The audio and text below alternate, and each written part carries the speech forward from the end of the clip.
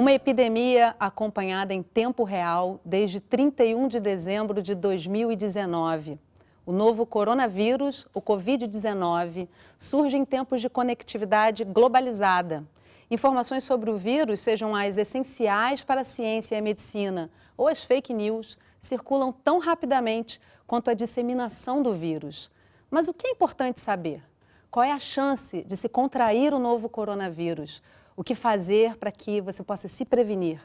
O que está sendo feito para evitar a entrada e a disseminação do Covid-19 no Brasil? Como o nosso sistema de saúde está sendo preparado para lidar com a possível chegada de casos ao país? São muitas perguntas e a gente ainda pretende responder às suas, que você pode enviar ao longo do programa. Coronavírus é o assunto do Sala de Convidados de hoje. A preocupação maior é em termos de saúde pública. Esse trabalho precisa ser compartilhado para que, diante de uma emergência como essa, possamos colaborar em nível nacional e internacional. Ainda é muito recente para dizer que nós podemos baixar a guarda. Não dá para baixar a guarda. Comigo no estúdio para essa conversa, José Gomes Temporão, pesquisador do Centro de Estudos Estratégicos da Fiocruz, ex-ministro da Saúde, membro titular da Academia Nacional de Medicina.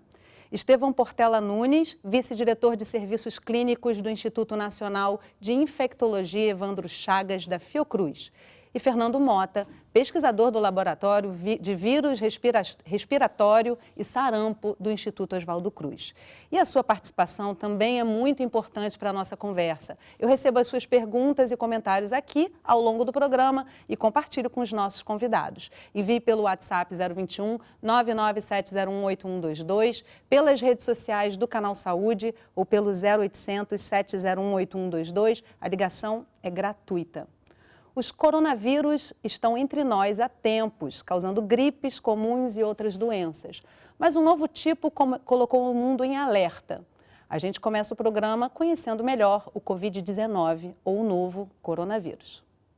Ele já infectou milhares de pessoas, fechou fronteiras, colocou partes da China em confinamento, ganhou destaque em toda a imprensa e fama como coronavírus.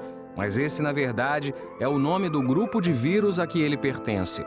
O coronavírus, que causou o surto originado na cidade de Wuhan, na China, em 31 de dezembro do ano passado, foi batizado pela Organização Mundial da Saúde de Covid-19.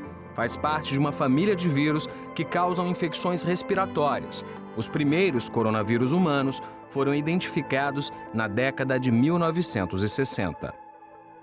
Muito tempo que a gente tem coronavírus como um representante de boa parte das nossas viroses respiratórias, causando resfriado comum, quadros em geral sem muita gravidade.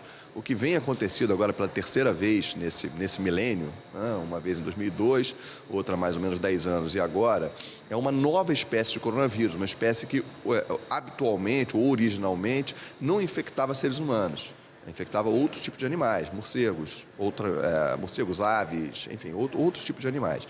E ele, na verdade, se adapta, a partir de um determinado momento, a infectar também seres humanos. Ora, se além de adaptar-se a infectar outros seres humanos, ele ainda por cima consegue se propagar entre um ser humano e outro, aí a gente tem um risco maior de chance de uma epidemia, que é o que vem acontecendo agora. A doença pode ficar incubada até 2 semanas após o contato com o vírus e não há, no momento, um tratamento específico para o novo coronavírus. Esses vírus, normalmente, eles são transmissíveis através de gotícula, ou seja, a pessoa tem contato com uma outra que tem uma infecção, essa pessoa elimina gotículas das vias respiratórias, essas gotículas alcançam outro ser humano e, a partir daí, há a infecção. A principal forma de prevenção é lavar as mãos com água e sabão frequentemente, em especial após tossir, espirrar, ir ao banheiro e mexer com animais.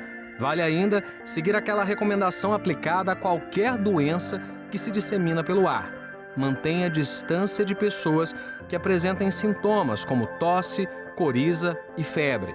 Não compartilhe objetos de uso pessoal, como talheres, pratos, copos ou garrafas. Mantenha os ambientes bem ventilados e, ao espirrar e tossir, cubra o rosto. Pode ser com um braço ou lenço descartável. Seguindo essas orientações, você cuida de quem está ao seu redor e de si mesmo. Você provavelmente já viu imagens de pessoas nas ruas da China com máscaras no rosto em reportagens dos telejornais. E sim, ela pode reduzir um pouco o risco de infecção. No entanto, o acessório é recomendado para situações locais de surto intenso. No mais, de pouco adianta vestir esse equipamento e não lavar as mãos. De acordo com a Comissão Nacional de Saúde da China, até agora, 80% das pessoas infectadas que vieram a óbito têm mais de 60 anos. 75% das vítimas tinham problemas de saúde anteriores, como diabetes ou hipertensão. Segundo esse infectologista, a taxa de letalidade do novo coronavírus é baixa, se comparada a outras epidemias enfrentadas no mundo moderno. Mesmo assim, é preciso estar atento. A preocupação maior é em termos de saúde pública. A letalidade atribuída a cada caso de coronavírus vem baixando. Só que é um caso novo, é um quadro de um vírus que a gente conhece pouco, a gente não sabe como pode se comportar em outras situações, se ele pode de alguma forma ter novas modificações que aumentem sua patogenicidade ou aumentem sua transmissibilidade. É algo que exige uma preocupação, principalmente em relação à saúde pública. Gente, primeiramente, muito obrigada pela presença de vocês aqui com a gente, Temporão, Estevão, Fernando. Estevão, quero começar com você, primeiro te agradecendo por mais uma vez estar se disponibilizando para estar com a gente. A gente não tinha certeza se ia conseguir ter agenda com você. Vocês estão realmente na Fiocruz, os poucos que estão autorizados a falar a respeito, estamos sendo muito cuidadosos com isso para trazer informações corretas, né? Como é que tem sido isso? É um vírus... É um subtipo, um tipo novo do vírus, né? Qual a importância de se ter critério realmente em buscar informações sobre isso? Como é que está sendo esse trabalho da Fiocruz nesse momento? Olá, é um prazer estar aqui. Em primeiro lugar, embora evidentemente esse esforço coordenado, não só nosso aqui do Instituto Nacional de Infectologia, dos outros laboratórios, do IOC, de toda a rede da Fiocruz e também do Ministério, todo mundo atuando em conjunto, é óbvio que isso tem demandado um esforço, mas é óbvio também que para nós informação é prioritário. Então, essa oportunidade de estar aqui ou outras oportunidades de esclarecer, né, de prestar esse serviço à população, para a gente é prioridade. Então, em relação a esse coronavírus, o que acontece, como a gente já vem falando, o coronavírus já está entre nós há muito tempo, né? Ele foi identificado na década de 60, mas já está entre nós há muito tempo, e ele causava aqui e ali resfriados comuns, num percentual fixo da população, em torno de 20% a 30%. Há uma publicação de uma importante revista médica há 4, 5 anos atrás, mostrando que os vírus, de uma forma geral, são importantes agentes patogênicos de pneumonia, mesmo as pneumonias que a gente antigamente julgava que eram bacterianas.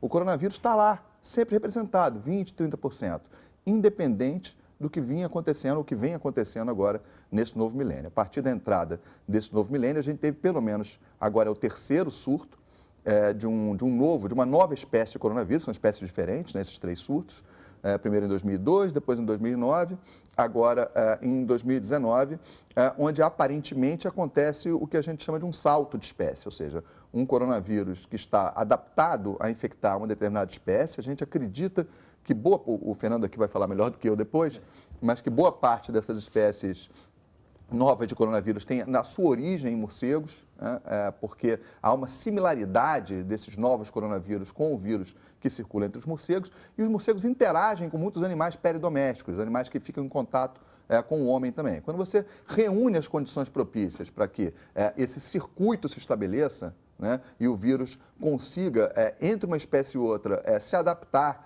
e causar doença, a gente tem o potencial de um novo agente aparecendo. É claro que alguns agentes conseguem infectar o ser humano, conseguem causar doença, mas eles não são bons agentes transmissores de um ser humano para o outro. O problema piora consideravelmente a partir do momento em que esse agente novo, infeccioso, se adapta bem à transmissibilidade, consegue transmitir de um ser humano para o outro. Aí, realmente, o número de casos começa a se avolumar.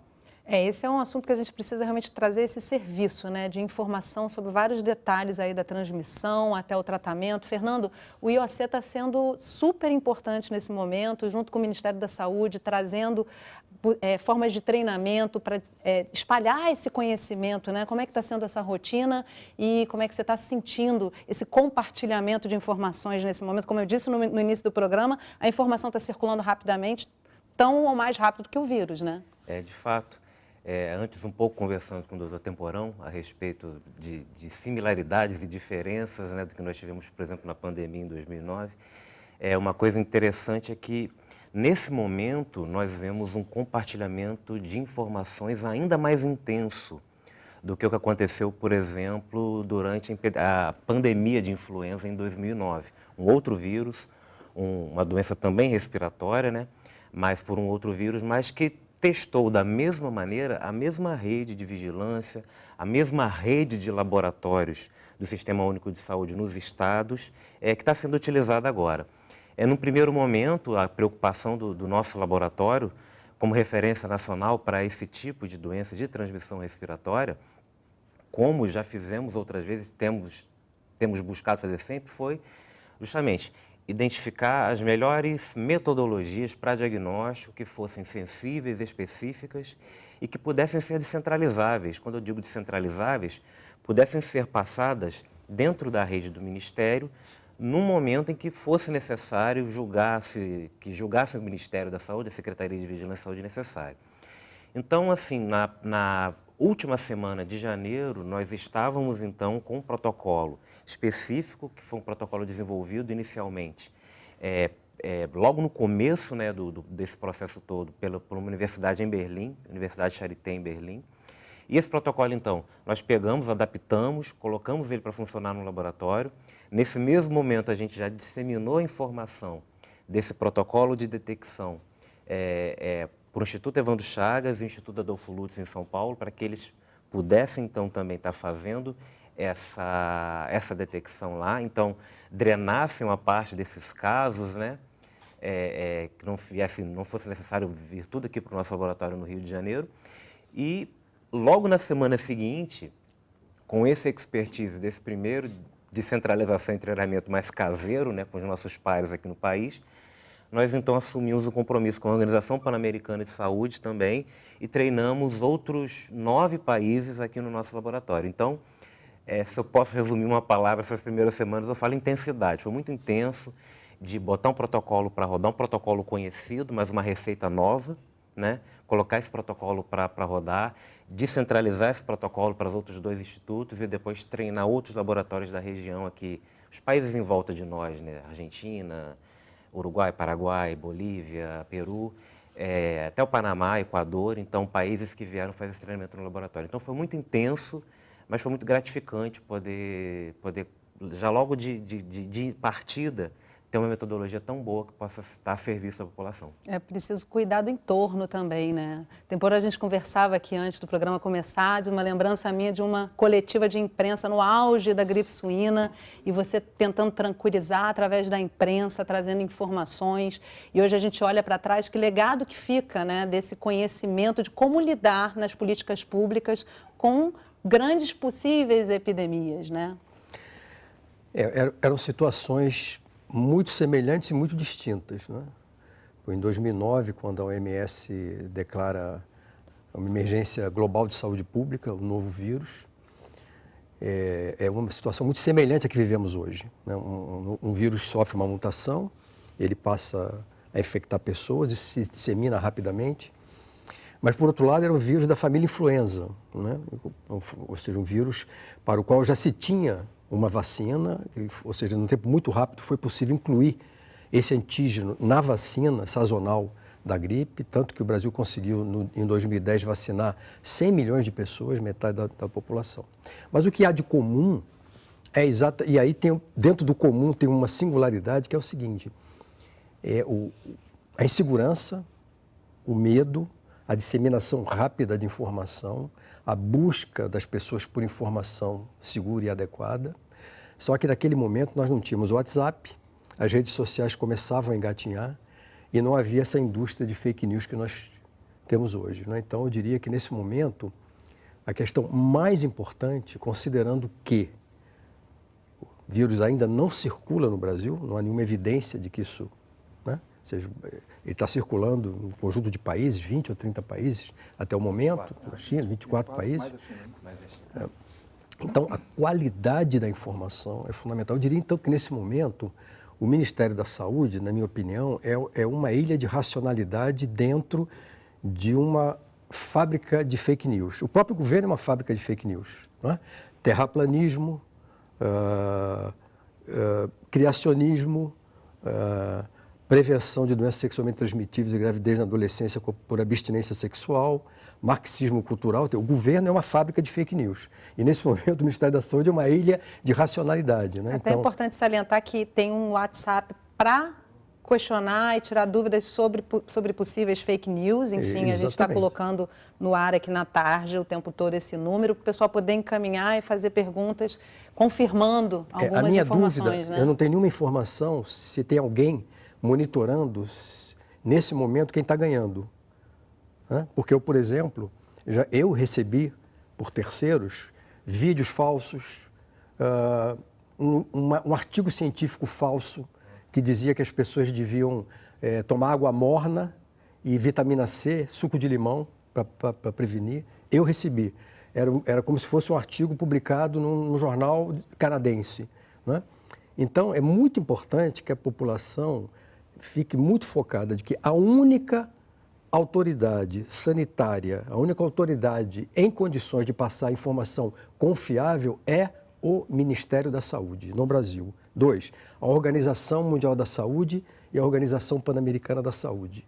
E dentro do Ministério da Saúde, evidentemente, a Fundação Oswaldo Cruz. Quer dizer, você busque se informar nesses canais. Qualquer outra informação que você receba, cheque e recheque e não passe para frente. Agora, algo que pode ter deixado a população um pouco apreensiva é a questão de se decretar emergência global e, no Brasil, emergência em saúde. Eu queria que vocês explicassem qual é a importância de se fazer esse decreto nesse momento, o que se facilita, né? Qual é o pró de se realizar esse decreto, Estevão? Na verdade, a vantagem desse decreto, mesmo antes de ter algum caso detectado, é porque facilita a operação de determinadas compras, determinados procedimentos que são necessários tomar. Né? A rede se torna mais ágil para resolver algumas questões e para adquirir alguns equipamentos. Acho que o ministro Temporão depois pode falar melhor sobre isso, mas a ideia global é essa, né? A gente poder conscientizar, de certa forma, a população de que realmente há um risco grande em algum momento, por mais que a gente tome as medidas para retardar ou para impedir a circulação do coronavírus aqui, é um vírus com grande potencial, né, de disseminação. Então, é óbvio que estamos prontos, estamos trabalhando. A questão, eu só queria colocar mais uma coisa na fala do ministro, que é curioso que as fake news têm uma predileção por falar o nome da Fiocruz. Né? A gente ouve com frequência, tem um áudio falando, o marido de uma amiga que é pesquisador da Fiocruz está falando que não estão deixando ele falar. Isso nunca vai acontecer.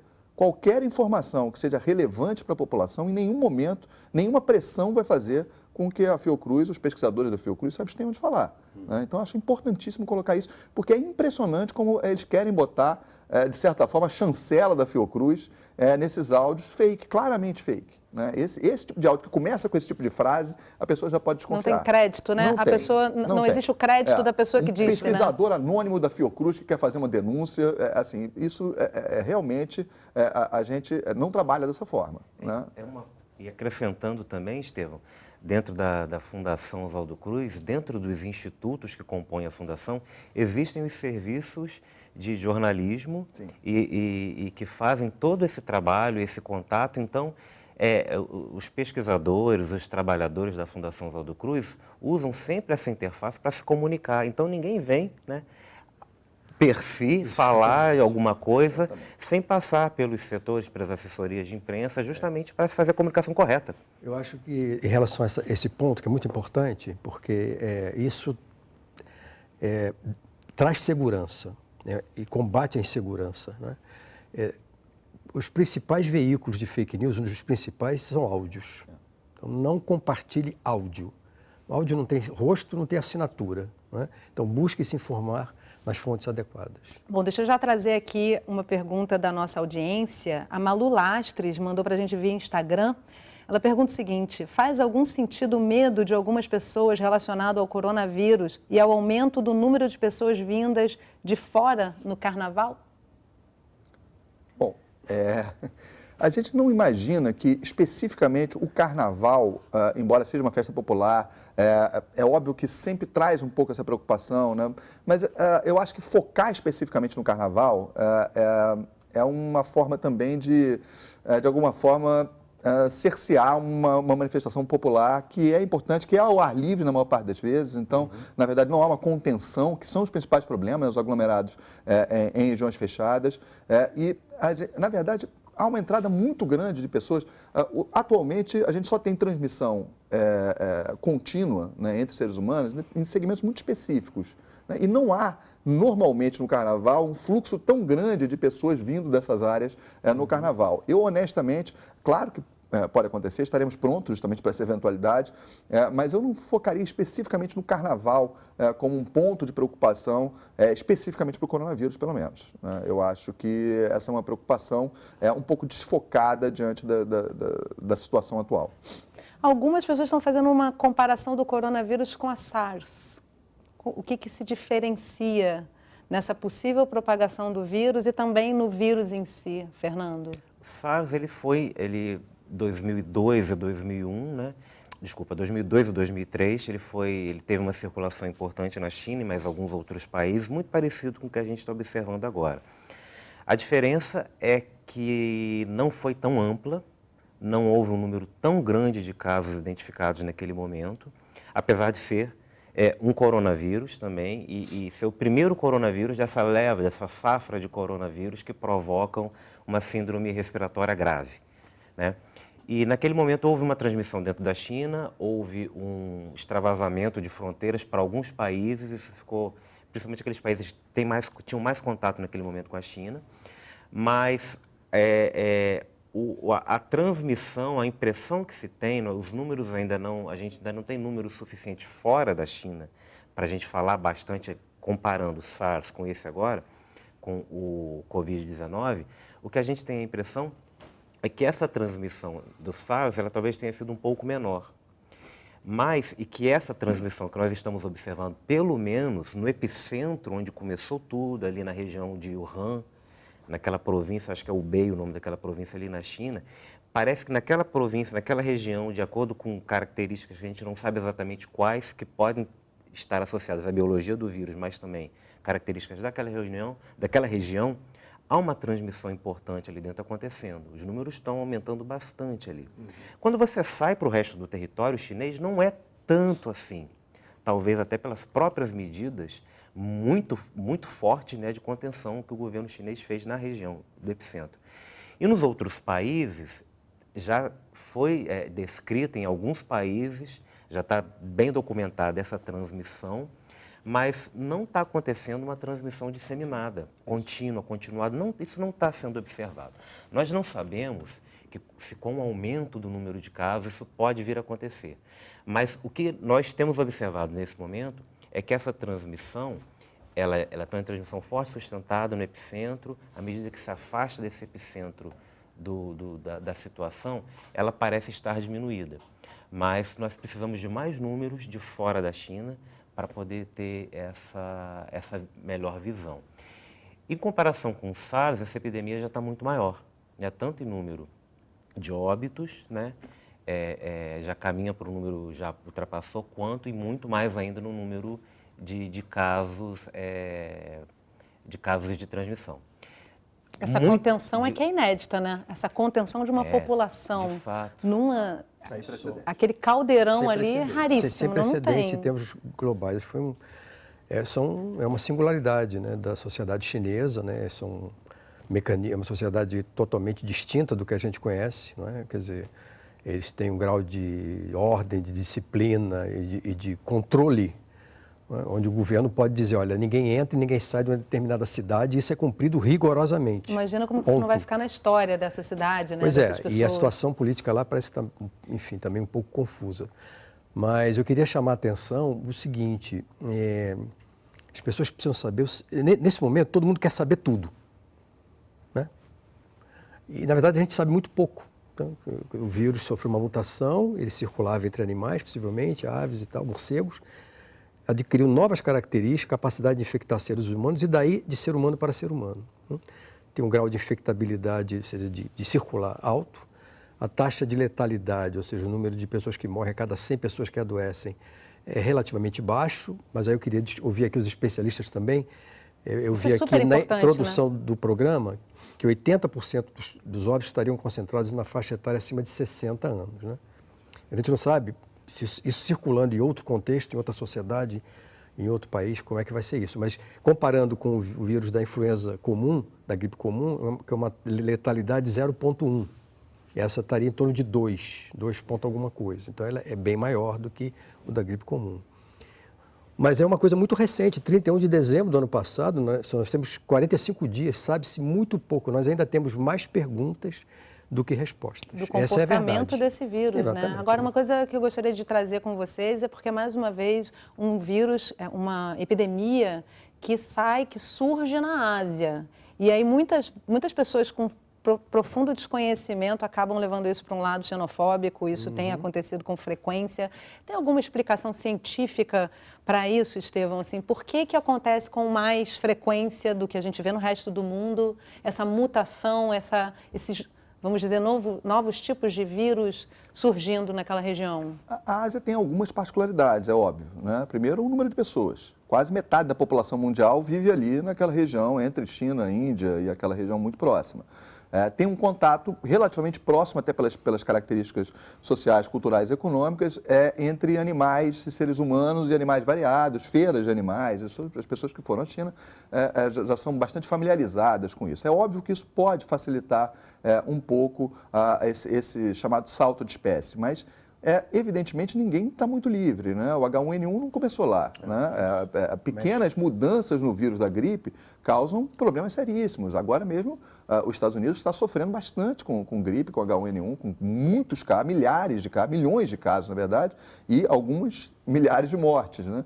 Então, é claro que algumas particularidades podem ajudar nesse salto.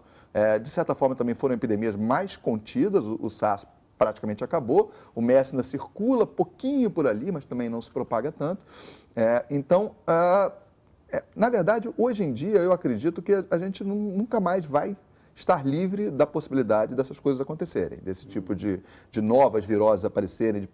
O vírus da influenza é um que volta e meia dá um salto também, dá um salto entre ele mesmo, ele dá uma pirueta, né? E muda, às vezes uma mudança é pequena, mas já escapa um pouco a nossa imunidade, às vezes a mudança é enorme, e a gente tem casos dramáticos, né, de influenza. Teve a gripe asiática, teve a gripe espanhola, a gente teve casos dramáticos já. É claro que hoje em dia, a nossa ferramentas para lidar com o vírus da influenza, como o ministro falou, são mais amplas. Primeiro, a gente tem vacina, né? Uma vacina que, evidentemente... Eu quero falar da possível vacina aí para o coronavírus vamos falar. No próximo bloco. Tá, joia. Posso por favor. A gente continua, é óbvio que a influenza exige uma vigilância constante. Todo ano se olha todas as cepas que estão circulando para preparar a vacina do ano que vem. Né? Porque é isso, ele muda o tempo inteiro.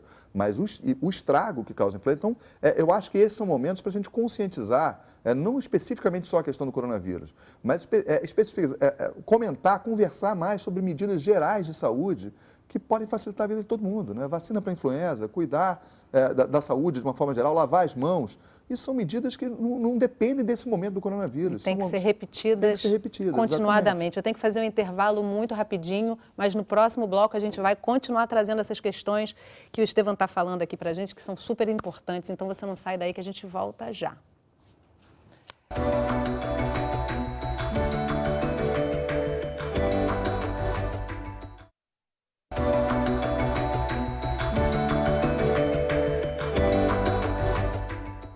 O Sala de Convidados está de volta, conversando sobre coronavírus. Comigo no estúdio para essa conversa, José Gomes Temporão, pesquisador do Centro de Estudos Estratégicos, CIE, da Fiocruz, ex-ministro da Saúde e membro titular da Academia Nacional de Medicina. Estevão Portela Nunes, vice-diretor de Serviços Clínicos do Instituto Nacional de Infectologia Evandro Chagas, da Fiocruz. E Fernando Mota, pesquisador do Laboratório de Vírus Respiratório e Sarampo do Instituto Oswaldo Cruz. E não deixe você também de participar. Mande as suas dúvidas para a gente, eu recebo em tempo real aqui pelo nosso WhatsApp 021 99701 8122, pelas redes sociais do Canal Saúde ou pelo 0800 701 8122, a ligação é gratuita. A entrada do coronavírus no Brasil é tida como uma possibilidade real. Como estamos nos preparando para conter a disseminação e garantir acesso ao tratamento? A ameaça microscópica gerou pânico entre os brasileiros. Com o novo coronavírus, em São Paulo, distribuidoras esgotaram estoques de máscaras. Descendentes compraram o produto para enviar para familiares na China. E mesmo não sendo indicado no Brasil, uma rede de lojas da capital paulista vendeu mais de 500 mil máscaras cirúrgicas em 7 dias. Diante da epidemia, o Ministério da Saúde tem realizado o monitoramento diário da situação do novo coronavírus junto à Organização Mundial da Saúde. As informações estão sendo disponibilizadas na Plataforma Integrada de Vigilância em Saúde. O boletim epidemiológico traz ainda recomendações de vigilância nos portos, aeroportos e fronteiras de todo o Brasil. Foram reforçadas as orientações para a notificação imediata de casos suspeitos do novo coronavírus nos pontos de entrada do país, além da intensificação da limpeza e desinfecção nos terminais, como prevê a Anvisa. Outra medida nos aeroportos é um aviso sonoro, com recomendações sobre sinais, sintomas e cuidados básicos. A Anvisa informa: se você tiver febre, tosse ou dificuldade para respirar dentro de um período de até 14 dias após a viagem para a China, você deve procurar uma unidade de saúde mais próxima e informar a respeito da viagem. No dia 30 de janeiro, a Fundação Oswaldo Cruz, a Fiocruz, recebeu fragmentos do material genético do novo coronavírus que serão utilizados para aprimorar os protocolos de testagens realizados no Brasil. As amostras vieram de Berlim e foram trazidas pela OPAS, que representa a Organização Mundial da Saúde no continente americano. Como laboratório de referência, a Fiocruz recebe uma amostra dos casos suspeitos no Brasil para garantir a qualidade dos testes. Um treinamento foi realizado para a capacitação técnica de 10 representantes de 9 países das Américas do Sul e Central para o diagnóstico. A iniciativa, resultado de articulação entre o Ministério da Saúde e a Organização Pan-Americana da Saúde, OPAS, foi apresentada em uma coletiva na Fiocruz. Nós temos dentro da Fiocruz, no Instituto Oswaldo Cruz, o laboratório de vírus respiratório com um grande reconhecimento, como um laboratório de referência nacional. Então, esse trabalho precisa ser compartilhado para que, diante de uma emergência como essa, possamos colaborar em nível nacional e internacional. O secretário de Vigilância em Saúde do Ministério da Saúde, Wanderson Oliveira, lembrou que o treinamento serviu para compartilhar experiências, fortalecer as capacidades diagnósticas nacional e regional e garantir que os países das Américas estejam preparados para responder à emergência sanitária com os mesmos protocolos de análise adotados pela Organização Mundial da Saúde e já implementados no Brasil. O tempo médio de realização dos testes está em torno de 1 dia, variando de 0 a 4 dias a depender. E nós, em todas as coletivas, temos falado que o processo inteiro ele demora em torno de 7 dias. Olha, nós estamos preparados para a identificação, é o que nós estamos fazendo aqui. Nós estamos preparados para atender o surto no primeiro nível.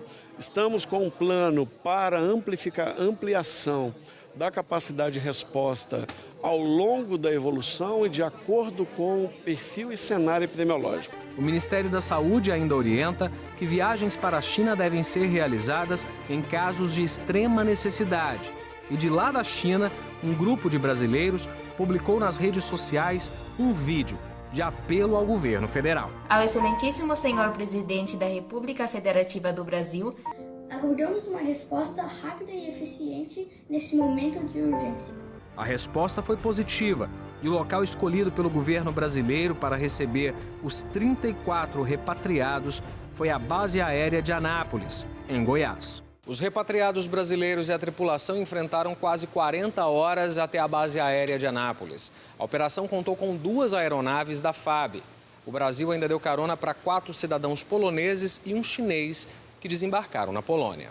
No último dia 9, os repatriados iniciaram um período de quarentena de 18 dias. Os hotéis de trânsito da unidade foram adaptados para recebê-los. Todos terão a saúde monitorada 3 vezes ao dia.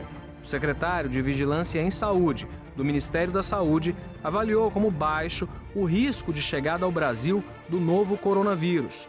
Mesmo assim, é preciso estar em alerta. Nós temos que avaliar isso com mais detalhamento, precisamos de mais informações. A academia, a Fiocruz, outras universidades estão conosco, analisando esse cenário, mas ainda é muito recente para dizer que nós podemos baixar a guarda. Não dá para baixar a guarda. Gente, primeiro eu acho importante a gente trazer as informações do que efetivamente está sendo feito, né? Porque realmente a gente aqui dentro da Fiocruz vê todo esse movimento para efetivamente ter respostas para qualquer que seja a forma de vinda desse vírus para o Brasil. Agora, Temporão, qual a importância das vigilâncias, e no caso desse caso especificamente, da vigilância epidemiológica, né? Como é que ela funciona? Eu queria que você trouxesse de forma bem clara para quem é leigo entender como é que funciona esse trabalho nesse momento. Isso é muito importante. Eu acho que aí o Brasil tem um diferencial positivo.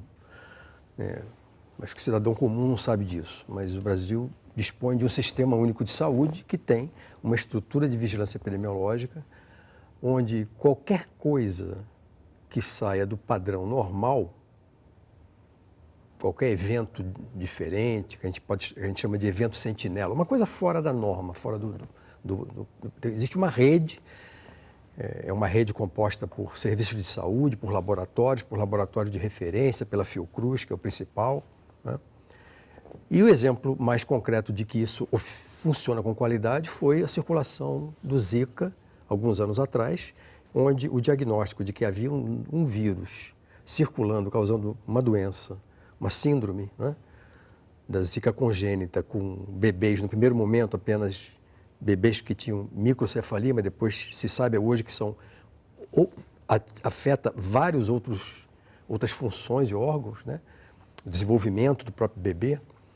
E isso foi diagnosticado no interior do Nordeste brasileiro, da Paraíba, no interior da Paraíba, e tanto que hoje o Brasil está na vanguarda do ponto de vista de publicações científicas e esforços com outras universidades e centros de pesquisa internacionais no desenvolvimento de métodos diagnósticos e de uma possível vacina, né? Então, isso dá segurança que nós temos uma estrutura. Então, é um bom momento para a sociedade brasileira refletir sobre a importância que é ter um patrimônio que é o Sistema Único de Saúde. E até onde ele vai, né? Um sistema universal que protege a todos, que dá garantia. Outra dimensão que eu queria chamar a atenção, e aí nós estamos com problemas, é que isso demonstra a importância da ciência, do conhecimento científico, da capacidade de desenvolver tecnologias, não é? E nós estamos num momento em que o Brasil simplesmente despreza a ciência brasileira. O governo está cortando pela metade os recursos para a ciência brasileira. A ciência brasileira está sob ataque. É um paradoxo. Então está todo mundo agora preocupado com uma nova doença que precisa da ciência, ora bolas, e o governo despreza a ciência. Então nós temos que refletir sobre essas duas dimensões. O SUS está sendo fragilizado pelo subfinanciamento, os recursos em termos reais estão sendo reduzidos e a ciência está sendo menosprezada, num momento em que a gente precisa de um sistema universal forte, de qualidade para todos, de uma ciência atuante que possa estar na vanguarda do conhecimento, desenvolvendo tecnologias para proteger a população brasileira. Então, é um momento também de reflexão. Agora, do ponto de vista do sistema de vigilância epidemiológica, queria ouvir aqui os meus colegas de bancada.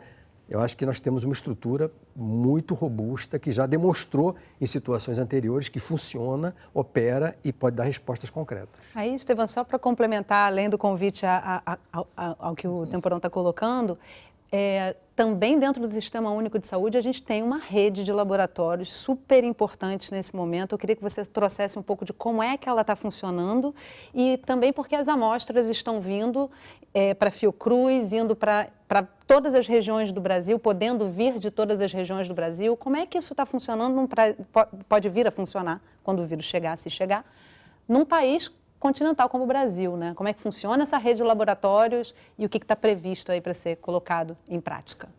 Em primeiro lugar, participando dessa discussão que o ministro Temporão propôs, eu acho fundamental essa percepção e é fundamental que isso seja divulgado, né? O papel do SUS nesse processo de vigilância é um papel inegável, né?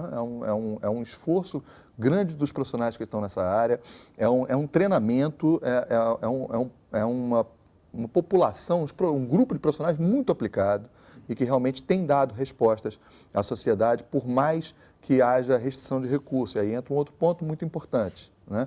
Investir em tecnologia, investir em recursos para a saúde, isso não tem preço, assim, não tem preço. Objetivamente, só assim que se consegue dar resposta. Se discute alguma coisa em relação a uma certa lentidão do aparelho estatal chinês na divulgação dos casos iniciais, mas ninguém discute o que o avanço em tecnologia que foi criado pelos investimentos nessa área trouxe rapidamente de resposta, né? O vírus foi sequenciado, né, em poucas semanas após o início do quadro. Esse vírus não só foi sequenciado, esse é outro aspecto importante, o trabalho em rede. Imediatamente eles se dispuseram a trabalhar junto com a OMS, se dispuseram a colocar, né, Fernando, num database o vírus, e isso permitiu que pessoas muito fora da região, e isso é um avanço tecnológico importante, pudessem ter o vírus também já ali sequenciado e capacidade de produzir testes diagnósticos. Então, isso é muito importante. Isso, só assim, o Estado é capaz de dar respostas rápidas para a população. Esse investimento realmente não pode parar. Em relação à rede, né, desde o início, isso também o ministro colocou logo no início, essa articulação tem sido muito importante. O Ministério da Saúde, das diversas esferas de serviços de saúde, a Fiocruz, sem dúvida, a Fiocruz está sempre participando nesses momentos. A gente até faz uma certa brincadeira lá no Instituto, que férias em janeiro são limitadas, porque em janeiro sempre tem uma história. Esse ano não teve férias, sempre tem uma história, mas em janeiro sempre tem. E sempre, de alguma forma, às vezes imprevisível, né? Zika, vai ser febre amarela. É claro que a gente espera muito mais os arbovírus, né, na área do verão, mas dá um exemplo só para a gente história. poder, para quem está assistindo, entender que tipo de vírus é esse, que geralmente é o mais comum. Os arbovírus são mais comuns nesse momento do ano. Do verão, são os vírus que são transmitidos através de artrópode, através de mosquito, né? Principalmente aqui no nosso caso, o nosso grande estrela, que é o Aedes aegypti, né? Então, a gente tem zika, a gente tem chikungunya, a gente tem 4 tipos de dengue, a gente tem febre amarela, que não foi transmitida pelo Aedes, mas, enfim, são arboviroses que aparecem com frequência no verão. Então, é uma época, a gente costuma falar também que não há tédio na vida de infectologista, né? Tem sempre uma história nova acontecendo, e isso, de certa forma, é claro que faz com que a gente praticamente nos obriga a ficar sempre atentos, mas é sempre um desafio, é sempre uma ciência e informação. Né? Essa é uma parte boa. E isso se aplica a todos os lugares. Em todos os estados, atualmente, tem pelo menos um hospital que está pronto para receber os primeiros casos de coronavírus, se eles, por acaso, vierem a aparecer no Brasil. E isso é muito importante, porque é preciso que seja uma equipe treinada, porque a contenção, nesse momento, é fundamental. Né? A gente não sabe, porque é impossível prever, porque existem muitas variáveis, se ele vai chegar ou não ao Brasil. Mas quanto mais tempo demorar para isso acontecer, no H1N1 em 2009 isso foi bem importante, né? Porque o esforço do Ministério na época, junto com os diversos serviços de saúde, atrasou a chegada do H1N1 a um ponto em que foi possível a população se vacinar, foi possível sair do momento maior de pico, que seria ali no início depois do outono. Então, isso foi extremamente importante. Se a gente atrasa a entrada, é o tempo, e hoje em dia a tecnologia nos permite começar a desenvolver produtos vacinais em tempo recorde. Antigamente demorava 2, 3 anos para um produto ir para a fase 1 de testes, hoje em dia é meses. E com essas informações vindas da China, isso já está meio caminho andado, eu quero chegar aí já. Já está andando. Precisamos até falar disso com relação à possível vacinação que já está aí no caminho dos pesquisadores. Agora, Fernando, explica para quem está em casa entender como é que é hoje feito, nesse momento ainda, como é que hoje pode ser feito o diagnóstico. Então, o diagnóstico no primeiro momento, como nós não tínhamos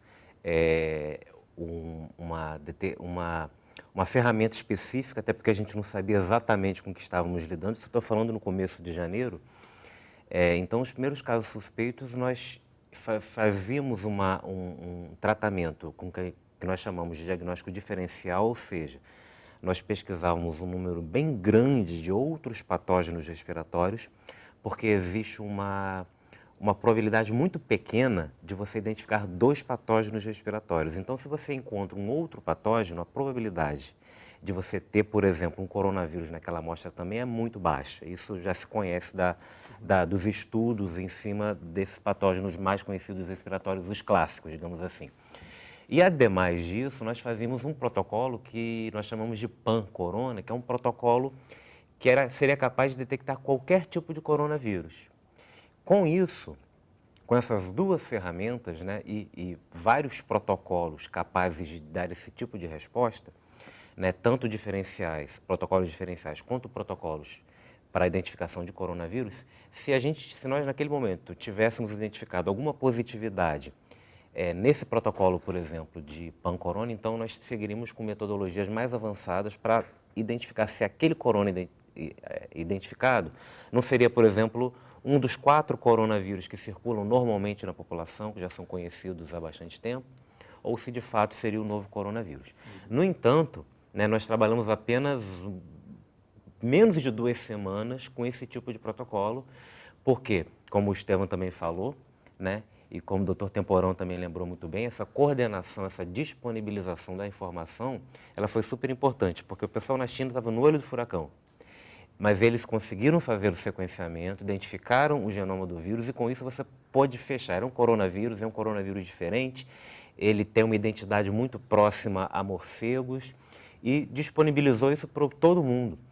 Uma universidade em Berlim, que já trabalhava com coronavírus, que foi importante na época da SARS em 2002, que foi importante durante o coronavírus do Oriente Médio, né, o MERS-Corona também por volta de 2012, eles já então, identificando que era um coronavírus parecido com o SARS e com o MERS, e que eles já tinham desenvolvido protocolos, eles adaptaram rapidamente um protocolo e disponibilizaram para todo mundo.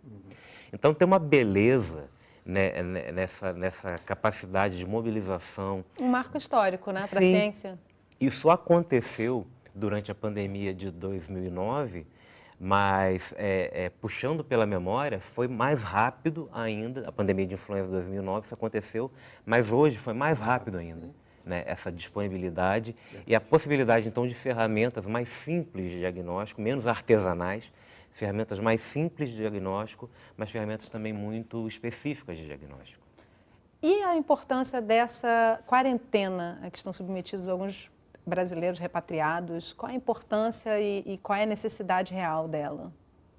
Hoje a gente tem um conhecimento pequeno, né, a respeito de por quanto tempo esse vírus, isso é uma característica, o Estevão, o Dr. Temporão pode falar melhor, mas nós temos um conhecimento pequeno a respeito de quanto tempo esse vírus pode estar sendo transmitido antes de apresentar sintomas, né? Então, mais ainda a necessidade do tipo de quarentena, né? Complementar? Exatamente. O que o Fernando falou, assim, o nosso conhecimento é informação, né? Tateando um pouco no escuro a gente está né? formando ainda esse conhecimento. Então, a gente vai usando ferramentas que foram usadas anteriormente, por similaridade, né, do que já aconteceu. Mas, assim, é curioso falar em quarentena, foi um assunto um pouco novo, né? Não estava culturalmente para nós aqui, pelo menos como seres humanos, né, de uma forma geral. E, às vezes, parece um pouco antipático, né? Mas, objetivamente, é uma ferramenta que tem toda a lógica, né? Nesse primeiro momento, pelo menos, né? Óbvio que minimizando o desconforto para os cidadãos, é evidente, né? Mas é necessário pensar nesse momento no risco de disseminação. Então, ele faz sentido. A gente espera, a gente imagina que com esse período você realmente elimine boa parte do risco de que se importe, através, pelo menos, deste momento, o vírus do coronavírus. Agora, um aspecto que é curioso em relação aos vírus, de uma forma geral, é que, não vou nem dizer dos vírus, dos parasitas, de uma forma geral, né? É que ele vai circular tão mais facilmente, ele tem sempre um equilíbrio entre a capacidade dele de se expandir no ser humano, no hospedeiro, e a necessidade dele de passar de um para o outro. Se ele é um parasita muito agressivo, e ele elimina o hospedeiro muito rapidamente, ou pelo menos ele deixa o hospedeiro muito doente rapidamente, a possibilidade dele se espalhar é pequena, né? Então o vírus sempre tem esse equilíbrio. Essa é a nossa preocupação. Quando a gente começou a descobrir que a letalidade do vírus era baixa, é ótimo para a pessoa que está infectada.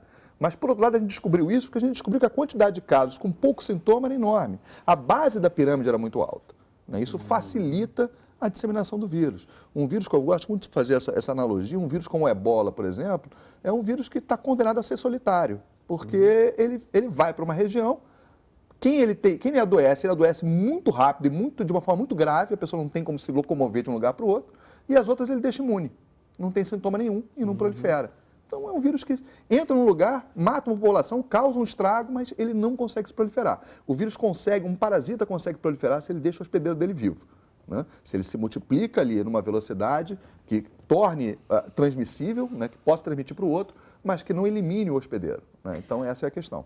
Agora, nós temos uma fala do secretário, na verdade, 2 falas do secretário na matéria que eu queria que vocês comentassem. A primeira é: nós estamos preparados para atender o surto num primeiro nível. O que significa esse primeiro nível? A chegada. Acho que ele está falando da chegada, de uma detecção de um caso que possa ser identificado e para que se faça essa estratégia de contenção para retardar ao máximo, não é impedir, mas retardar ao máximo a disseminação. Mas eu queria chamar a atenção para esse aspecto que foi levantado aqui, que é muito importante, que veja bem, parece que o período de incubação desse novo coronavírus ele é de cerca de 14 dias, um pouco mais extenso do que, por exemplo, o da influenza. Nós ainda não sabemos se, por exemplo, pessoas assintomáticas, que são a maioria, é preciso que as pessoas saibam que a maioria das pessoas que entram em contato com esse novo vírus não desenvolve doença, os sintomas muito frustos, enfim, não adoece gravemente, né? A grande maioria, mas não se sabe, por exemplo, qual é a capacidade dessas pessoas assintomáticas que estão em contato transmitirem também, né? Então, se sabe, ainda tem muita perguntas sem respostas. Eu queria fazer um outro comentário aqui para quem está nos vendo. O mundo não parou. Não, para tudo agora é o coronavírus. O que eu vou falar? Aí a pessoa compra 500 mil máscaras, o vírus não está circulando, é uma maluquice. As pessoas continuam adoecendo, as pessoas continuam tendo AVC, infartando, tendo câncer, se curando, vivendo. E olha, tem um problema. O sarampo está circulando porque as pessoas não estão vacinando mais as suas crianças. A cobertura da vacina contra a febre amarela no Rio de Janeiro está muito abaixo do que era esperado. As pessoas não estão tomando a vacina contra a gripe. A cobertura dos últimos anos é mais baixa do que na década anterior.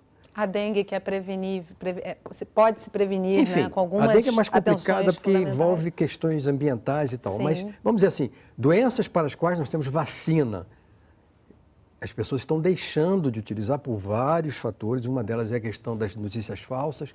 Afinal de contas, nós temos um filósofo, que é o grande inspirador deste governo, que fala... tem vários vídeos dele contra as vacinas, dizendo que é com mentiras deslavadas. Então, nós estamos vivendo esse ambiente e as pessoas precisam entender que é preciso repensar esse processo, né? É fundamental que as pessoas se informem mais e melhor e se protejam nas suas várias dimensões. Com certeza. E com a participação de vocês nos programas vai ser mais fácil fazer assim. Como é que estamos no desenvolvimento, no possível desenvolvimento dessa vacina em termos globais nesse momento, né? Porque o mundo está voltado para isso, né, Estevão? Sim. Neste momento, como o ministro falou, evidentemente o mundo não para, né? Os Estados Unidos está sofrendo com gripe de uma forma importante, agora vários países estão sofrendo com isso, o que causa também uma confusão, né? Porque os sintomas desse novo coronavírus são muito inespecíficos, né? São muito parecidos com os sintomas de viroses respiratórias, né? Então, a gente estava falando isso há pouco tempo, como há uma preocupação muito grande, todo mundo assustado com o corona, querendo comprar máscara, usando máscara de uma forma inadequada, porque a máscara também não é uma coisa simples, parece simples, mas tem uma forma de usar específica, uma forma de tirar. Então, e não fazem o que é básico. O que é básico é se cuidar. Lavar a mão, né? Lavar a mão é básico. Se ficar essa mensagem, já é meio caminho andado. Botar a mão na frente do rosto quando for espirrar. A mão não, né? O braço mesmo, né? Isso já era uma briga nossa no tempo dos concertos, né? As pessoas que vão para o municipal e tossem, né? sem botar a mão na boca. É isso fundamental. Lavar a mão. Vacinar contra as doenças preveníveis. Você não fala. Isso é inacreditável. Como é que uma pessoa que está tão preocupada com o coronavírus não vacinou para sarampo e não vacinou para gripe? São doenças plenamente, que estão aqui já, objetivamente, e são plenamente preveníveis. O sarampo nem se fala, né? O sarampo tem uma vacina muito eficaz, febre amarela tem uma vacina muito eficaz. Então, esse conceito de saúde mais global é que eu acho que é muito importante, foi frisado aqui no início. Boa parte da letalidade é em pacientes que têm outras comorbidades, né? Então, se a gente conseguir cuidar, né, da gente, né, cuidar da nossa saúde, com as medidas que já estão disponíveis, a gente já vai dar um passo gigantesco, não só para o coronavírus, né, mas para qualquer outra dessas viroses emergentes e reemergentes que não vão deixar de seguir. Fernando, quer complementar? Sempre existe uma hipótese, uma possibilidade, por exemplo, desse coronavírus se espalhar mesmo, né, como uma doença de transmissão respiratória. E se tudo seguir como a gente tem observado, os números continuarem crescendo da mesma maneira, mantendo-se as taxas de letalidade, as taxas de transmissão, muito possivelmente esse vírus talvez incorpore o nosso portfólio de outros vírus respiratórios que nós buscamos ao longo de todas as epidemias e que nós fazemos uso de diferenciais para identificá-lo, como tantos outros existem. Eu estou falando isso porque pode acontecer o que aconteceu com a SARS, que desapareceu, né, circulou durante 2 anos subsequentes e depois desapareceu, mas ele pode se manter, de repente, se espalhar e ficar circulando na população humana como mais um vírus respiratório que provoca alguma doença, que provoca muitos casos com baixa sintomatologia, como falou o doutor Temporão. E talvez tenha que se pensar, de fato, existe a necessidade de ter uma vacina, de se desenvolver essa vacina? Logicamente, quanto mais vacina tivermos, melhor. Mas isso é todo um processo lento, que por mais acelerado que hoje ele seja feito, o Estevão falou aqui, é muito tempo, uma vacina, um produto, quando chega no mercado, acho que essa coisa importante de ser dito, uma vacina que chega no mercado, ela foi testada exaustivamente. E é muito conhecimento agregado, né? Muito conhecimento agregado. É um produto que tem muito conhecimento, porque se testa muito essa vacina, em vários níveis. Então, assim, apesar de se fazer isso com rapidez, nunca vai ser uma coisa muito rápida o desenvolvimento de uma nova vacina. E só para fazer uma lembrança dessa coisa dos outros vírus respiratórios que circulam dentro da rede de vigilância de influenza do Ministério da Saúde, que são detectados, a maioria dos vírus testados no nosso laboratório, desses casos suspeitos, foram, por exemplo, o rinovírus, que é um vírus que provoca o resfriado, é um vírus super comum, talvez o mais comum, né, provocador de resfriado em seres humanos, e os vírus influenza. Eu até brinquei com o pessoal do meu laboratório e falei, vamos aproveitar e vamos fazer uma análise epidemiologia molecular de vírus chinês. Né, porque são pacientes que vieram da China, muito provavelmente pegaram influenza lá na China, pegaram rinovírus lá na China e trouxeram, ou no caminho, e trouxeram isso para nós aqui no laboratório. Eu já esgotei o tempo do nosso programa, mas eu queria, antes de terminar, pedir para você, Estevão, trazer rapidamente quais são os sintomas principais para o pessoal ficar atento, que a gente não pode terminar o programa sem falar isso. O curioso é que, na verdade, os sintomas principais são absolutamente inespecíficos. Os únicos sintomas que apareceram em mais da metade dos pacientes são febre e tosse, geralmente seca. Né? Ou seja, é muito inespecífico. Então, para a gente realmente definir um quadro suspeito, tem que ter o vínculo epidemiológico. Tem que ser uma pessoa que entrou em contato ou esteve numa área de transmissão. Né?